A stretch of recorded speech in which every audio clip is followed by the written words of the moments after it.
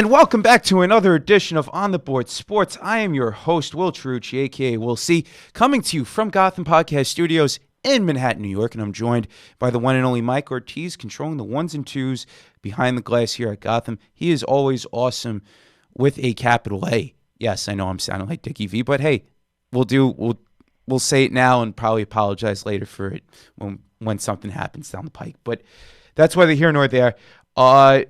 Joining me is a very special guest. He runs the perfect sport for the next generation. It's called Purinstinct. I'm talking with the one and only Dominique Soucy. Dominique, how are you, bud? I'm good, Will. Thanks for the intro, man. Anytime, brother. Anytime, man. Dominique, we were talking before, and it's funny how you DM'd me, because I never would have thought that here you are from Quebec. You're from Quebec City, DMing me about a sport that I never even heard of. I had to watch a video or two just to try and get some of the rules down and see how you guys play. It's a very interesting sport, man. I want you to talk to me and talk to the people about how you started up Purinstinct and, where do you see this going? Yeah, perfect. Actually, just the short story, like we were saying, I was telling you just before, is that I'm from Quebec City, the French part of Canada, and after my career as a pro basketball player, I started coaching a lot in the high school, teaching basketball too, and I was really looking for a new way for improved decision making in athletes.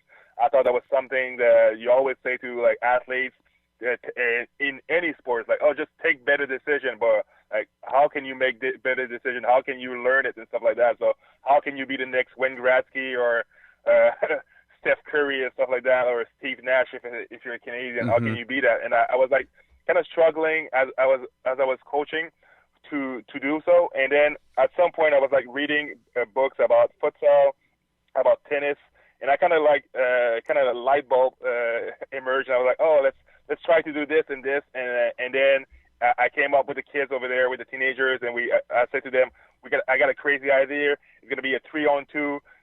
Your goal is going to be to cross the line over there without getting touched and without dropping a ball, and we're going to add some rules out of this. And the kids really loved it at school, so they were really pumped about it, and it really reached the goal for me for decision making. So I was I have something over here. So let's call the 30 best athletes from Quebec that I knew because I was a basketball player. So I call football players, volleyball players, soccer players, hockey players, everyone that I knew. And I told them, come to this secret location. We're gonna have a secret sport. And that was 7 years ago. And people were oh, okay. So they all showed up. I was kind of a little bit stressed because the sport's kind of weird at first. But they all loved it. They were really into it. So I was okay, now we have something. And from that moment, in all mostly summer, because we have big winters over here, but mostly summer, we try to innovate the sport, to have new iteration of the sport. And now it's pretty much ready for a big launch. And that's why we're coming actually in November to Brooklyn to showcase the sport to local people, business people too. I have my business partner now. They're in Philadelphia. So, and I'm wishing to just launch the sport right now, in the States, and happy to talk about the rules with you, because I know it's kind of weird to invent a new sport. Yeah, I mean, I was looking at the video. I'm saying, this is interesting, man. You're kicking a ball. It's almost like you said, soccer, hockey, basketball, and football, and even rugby, all mixed into one. So what are some of the rules here that one needs to know about when playing Purinstinct? Yeah, so the first basic rule that already you have to know is normally is a team of 6. And you always bring 3 people on offense against 2 people on defense. Okay, so it's kind of in hockey when you have those line shifts, when you have 3 people, offensive line of 3 and defensive line of 2. So it's kind of the same way that you play 3 against 2, and as soon as one plays over, there's a next 3 coming up, and the next 3 from your team on offense is going up and trying to score. If you score, that's just 1 point. If you don't score, that's 1 out, like in baseball. So after 3 outs, you switch offense and defense really really quickly, and then you go on and on and on. So that's kind of the basic like setup of the game. And then when you have the ball, your goal is to cross the entire field. You're not allowed to just get like to the half field or like a 25 yards. You have to go to the 30 yards and to have a point. Your goal is to run. You can run with the ball as you wish. So it's not like ultimate frisbee or stuff like that you have to stop for pivot foot and stuff like that. We don't have pivot foot. You just run with the ball, don't get touched, and don't drop the ball. And you can pass the ball backward like in rugby.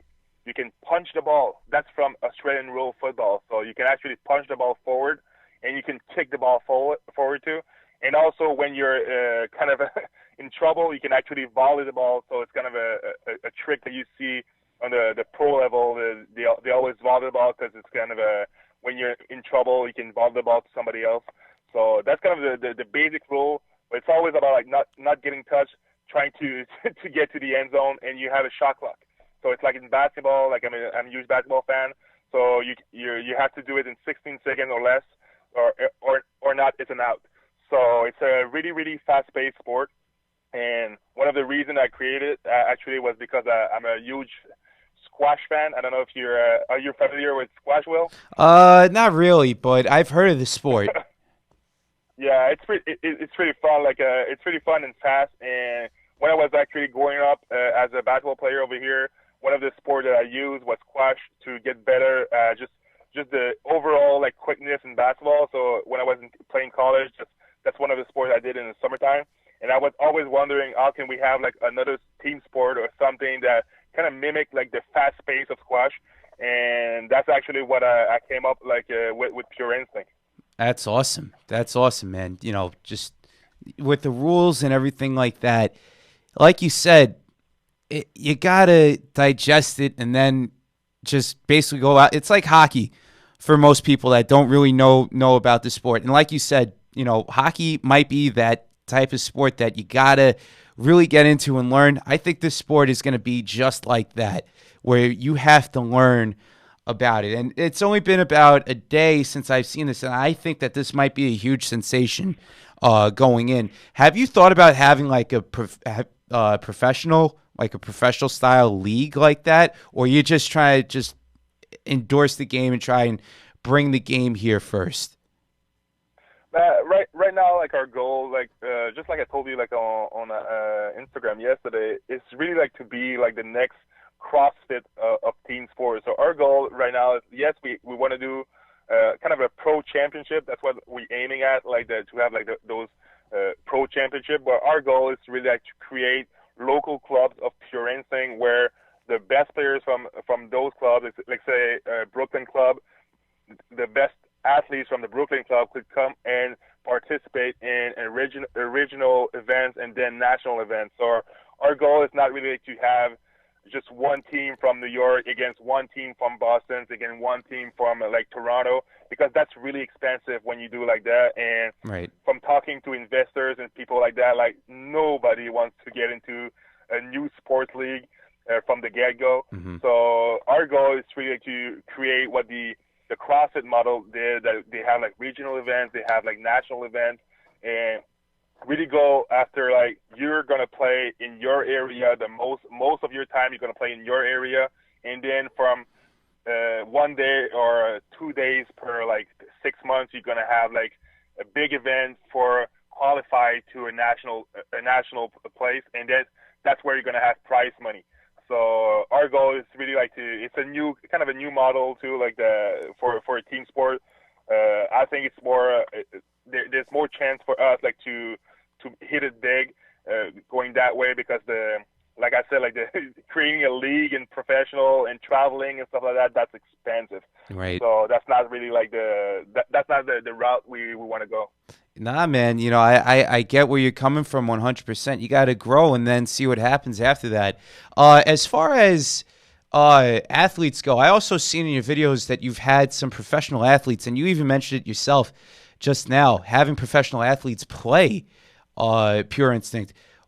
What notable names have you reached out to and said, you know what, hey, let's try this out? Actually, like if you see on my IG, like I went to LA last year, met with Steve Nash and met with Reggie Bush over there. They didn't came for a game, but like I had some contacts with them. So because some of my friends were friends with them, so those are the kind of athletes I wish I could get like in the next years. Just former athletes that are like willing to just still play a new sport and just learn, and they have a good name.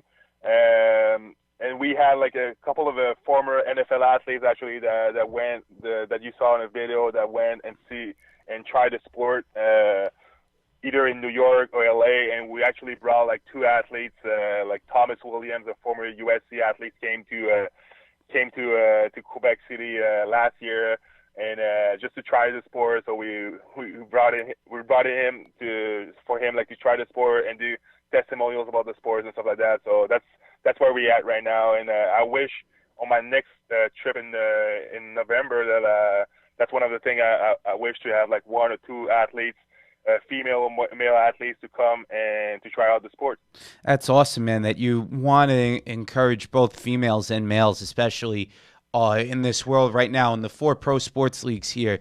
That's just basically all male, just about. You know, nobody really talks about the NWHL. Nobody talks about the WNBA. So if this thing does go on the ground and hits the ground running, you might be looking at something really big here, bro. I really do firmly believe that. I'm being honest with you. You know, if it does come to fruition. But the CrossFit like aspect of it, you know, you go out there and it's a mixture of all these sports into one. Can you further elaborate to us, like, what the CrossFit style means to you and how it could really build the sport up here? Yeah, I think that the way I'm seeing CrossFit is mostly just for the business model that they use. That you can actually, let's say I'm a CrossFit addict. I don't know how they call themselves. They probably got a name from people like doing this, but like, let's say I'm a CrossFit guy that I love CrossFit in Quebec, and I have to travel to New York, or I have to stay in Brooklyn for a year and stuff like that. It's gonna be really easy actually for me to tap on internet and see where is gonna be the next the next box I can go to do my next WOD. So that it's really easy like for me like to join a new club, and then if I'm good, like I can actually participate in a regional, in a East regional and stuff like that, and national, and be invited to the CrossFit Games. So that's something that you don't see in other sports. Normally, you're not allowed like to move from place to place, and the local clubs, the local boxes of CrossFit are really like something that it's really like about community and stuff like that, and that's something also that you don't see normally in a kind of a traditional way of doing sport. Right. So I think like that's really like what my mindset is about like the CrossFit. Like obviously the sport itself is so different. It's with a ball. It's not a training. It's really like it's not fitness. It's about like your skills as decision making, your skills with a ball and stuff like that. So it's mostly for athletes. At first, it's for athletes that are used to do like team sports, that they're the first athletes to join in. So it's really not like the same as CrossFit as a sport, but it's mostly like just the model that CrossFit did is like, hey, like we actually gonna do championship of this, we're gonna do like regional of this, we're gonna have like local clubs. That's exactly where we're sitting actually. Absolutely. And you know, being up in Quebec, I know Quebec had the Nordiques, and I know, you know, you got the they moved to Colorado. I know they had some of the more legendary jerseys and had a couple of legendary players up there in Sakic and Peter Stastny and, you know, all those guys. But you know, maybe one day it might be one of the bigger sports up there. You know, and to come up there, you could be like, oh, Quebec was home to the Nordiques and is home now to Purinstinct. I mean, can you imagine that? I wish that we could do that. And actually, right now, that's one of the cool stuff about like building the sports over here and all the rules over here, and that is not well known everywhere, but we all actually have pretty good athletes. So when we go, like we went to New York last year, and we had like a professional athletes come and try the sport, and after like 30 minutes, everybody was like, okay, now we want to play against what we call like the Quebec Globetrotters. So we want to play against them. So all right, cool. Let's have you. Like now you know the rules. Let's have you. And the game was not even close. I had to like stop the game at some point because there was a bloodbath. Because like the athletes over here are really good at it. At first, it was really like they were like regular athletes, like college athletes and stuff like that. But after a while, they've been like playing like 2 times a week, 3 times a week. So they got really good, and that kind of forced me to actually do more iteration of the sport, so the sport got better because of them. So I wish like in the future that Quebec's gonna be like the kind of one of the center of the sport, that we have like a pretty good team coming up over here, and that the community is gonna embrace it for sure. So but for sure for me in another way. Just like the Nordics went to down south, like I have to on a business level, I have to go. My goal in the next years is to get to the United States and to create like local team over there. That's for sure. Absolutely, man. Dominique, bro, I gotta ask you just one question. Like when you played basketball, and you have the hockey background and everything like that. What was it tough as a fan for you to like lose out on the Nordiques? Because I know you're probably a little bit older than me and you remember the Nordiques very well. Was it tough for you to, as a fan, basically say, oh no, we're losing our professional sports team? Were you upset about it?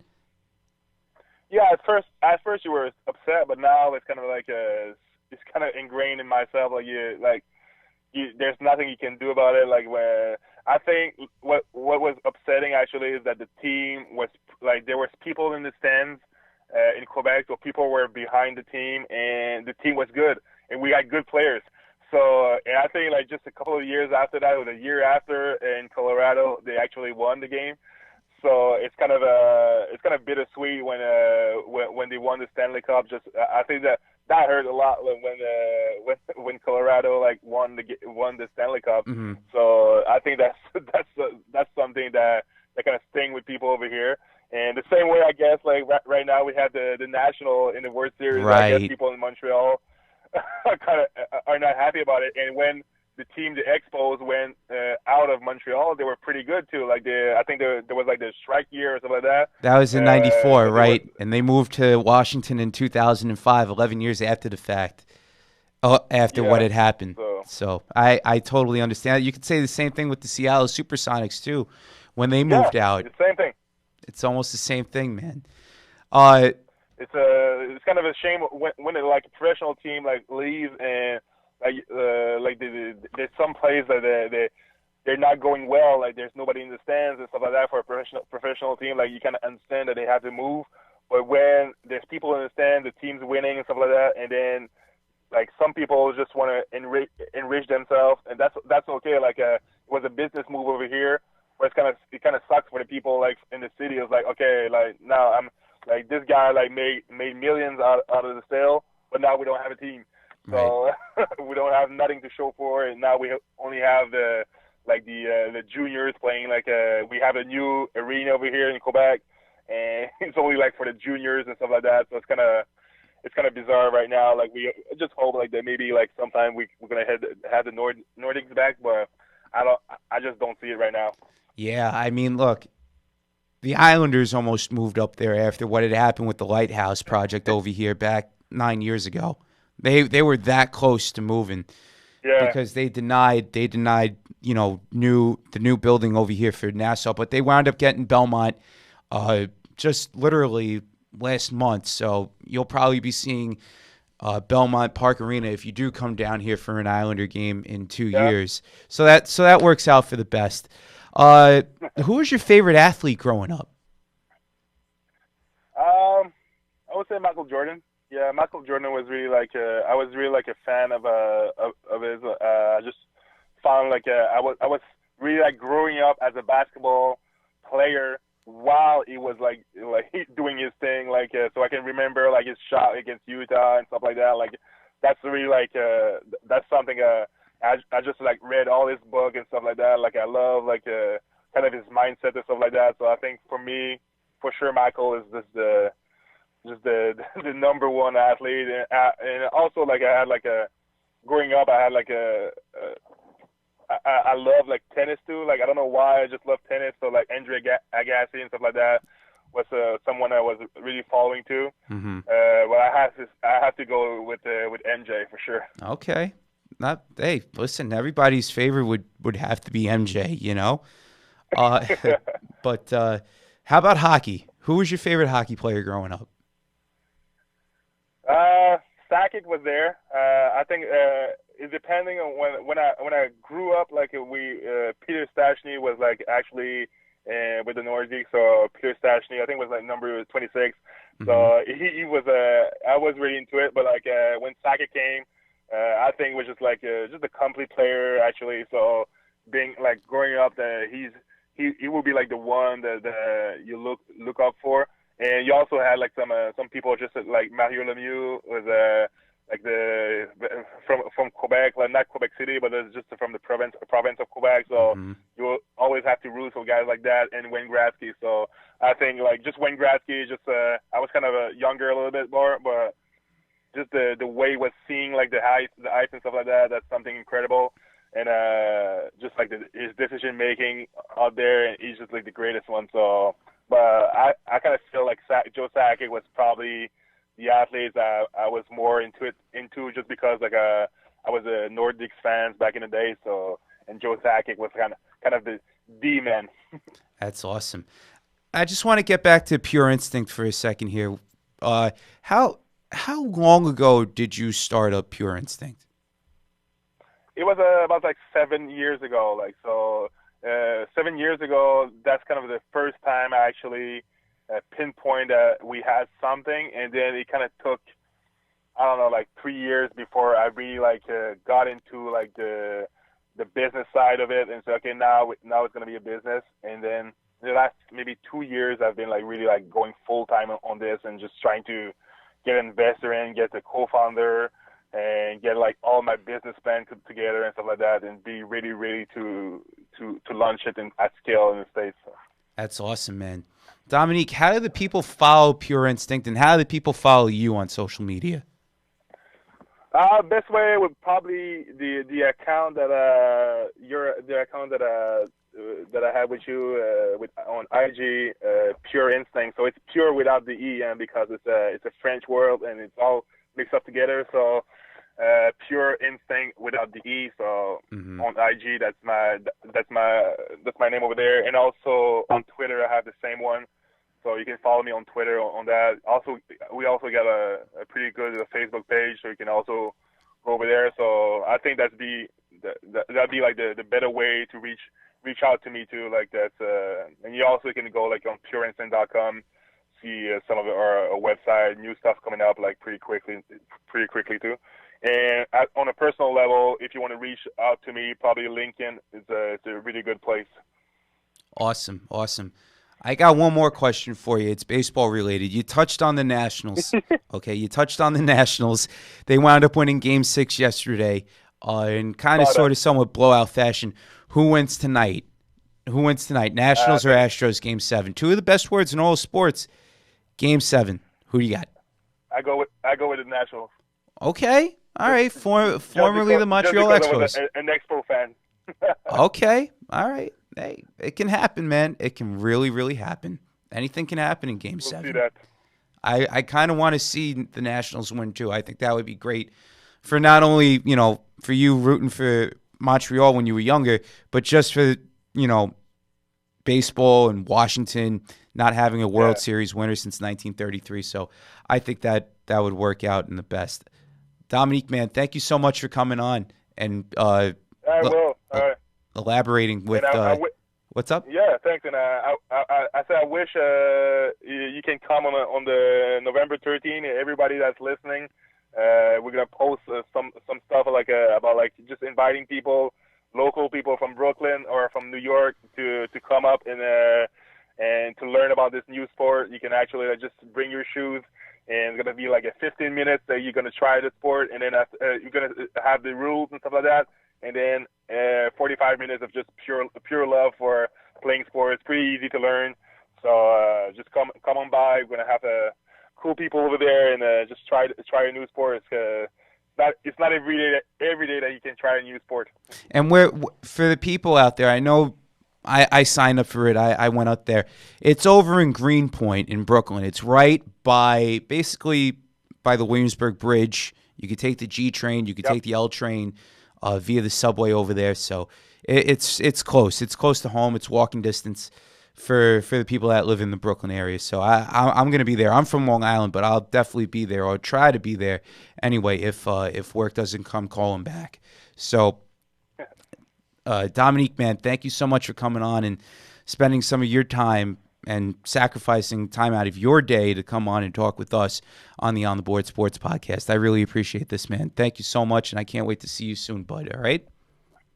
All right, Will. Thanks, man. No problem, bud. That was the one and only Dominique Soucy from one of the newer sports that you'll ever want to see, and it's really awesome. It's called Purinstinct. It's going to be awesome. I can't wait to play it one day, and November 13th is the day in Brooklyn in which Dominique will be there and supporting his brand and supporting his sport. So, yeah, I can't wait. I can't wait to see what this is all about. On that note, for everybody here at Gotham Podcast Studios, for Mike Ortiz, our wonderful producer, controlling the ones and twos behind the glass, for Dominique Soucy of Purinstinct, I am your host, William Chiarucci, logging out. We will talk to you guys soon. Peace out.